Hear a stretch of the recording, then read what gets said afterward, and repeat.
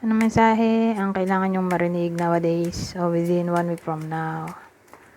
Take note na ang reading na to ay pwede ring mangyari agad-agad at pwede ring tumama sa someone na kakilala ninyo.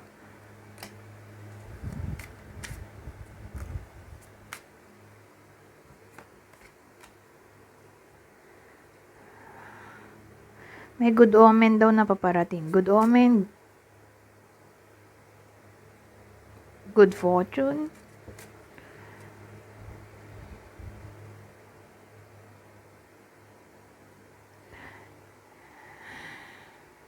Dito may mga tao sa paligid mo ay magiging mabait sa iyo. O baka naman tong good fortune ay para sa anak ninyo kung meron man. Good omen.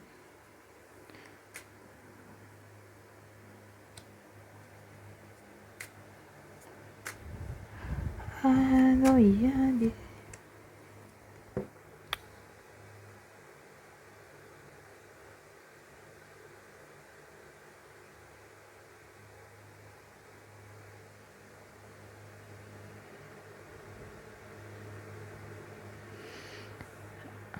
Kasi may abundance sana tayo dito. Pero for some reason, may disappointment. Dadating naman to. Hindi naman ibig sabihin, hindi dadating. O hindi mangyayari. Mapopostpone lang. Okay? Hindi lang agad mangyayari. Pero may abundance tayo dito. Fame. Recognition. Promotion.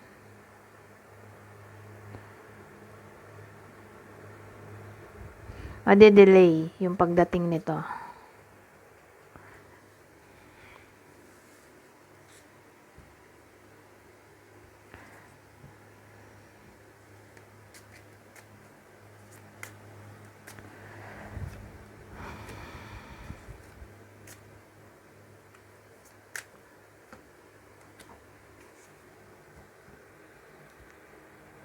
Wow! Eto, success. Kaya lang may kinalaman kasi to sa business.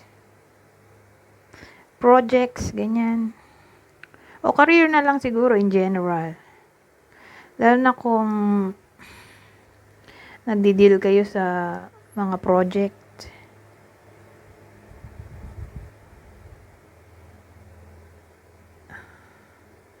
Something na parang paiba-iba. Ganon. So, may deal ba? Pag makukuha mo tong deal na to, ganyan. O, sabihin natin na sales. Nasa sales. Yung career. Kasi parang business to eh. O, may kinalaman sa sales. Marketing. Na parang ups and downs. Yung up and down yung takbo ng performance. Walang stability. Hindi katulad nung mga nasa rank and file.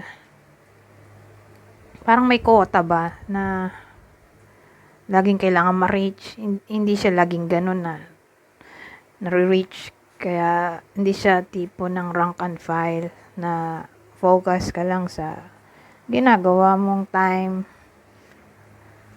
Fix na 8 to 5. Pero lahat naman 8 to 5.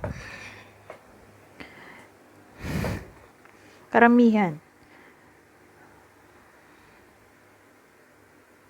Ewan ko, ganun eh. Parang may target. May tina-target dito. So, kung ganun man ang trabaho, may tina-target. Laging ganun. Doon may success. Pero kung rank and file, sabihin natin, merong tina-target na deadline. O, ayan. Ma-accomplish. Dito, ang dating mag-start ka ulit, mahalin ang sarili mo at ang ibang tao.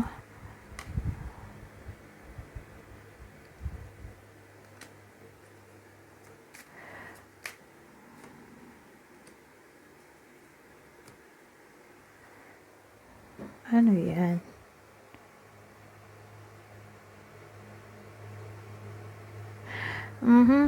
Ito. Yung naisip ko dito.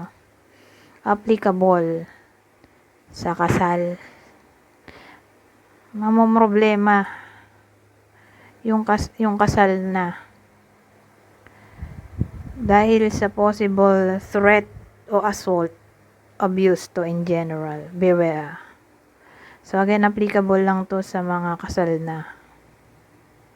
Kasi for some reason, ayun na nga, magkakaroon ng turbulent married life due to assault o threat.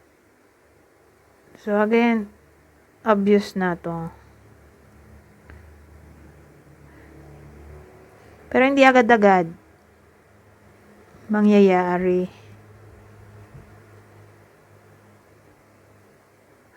Hindi agad-agad.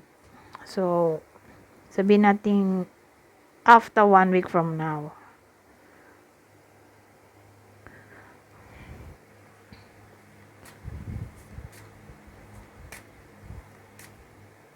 Ewan ko, parang late kasi to, hindi to soon.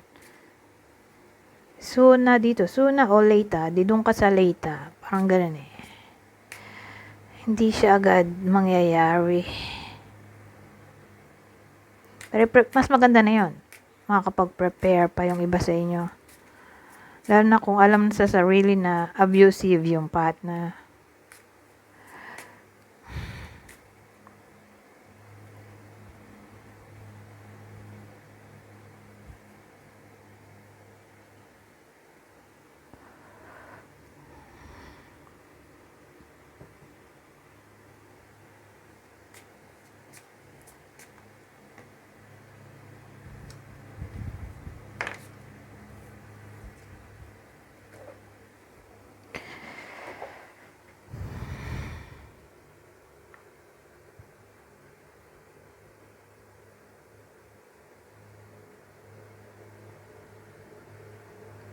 Good news. Ewan ko kung anong klaseng good news to, pero papalakpakan ka ng ibang tao o ipa-phrase ka ng ibang tao. So again, may something na paparating sa iba sa inyo. Good news. Parang may mga taong matutuwa para sa iyo. O dudumugin ka, parang ganon.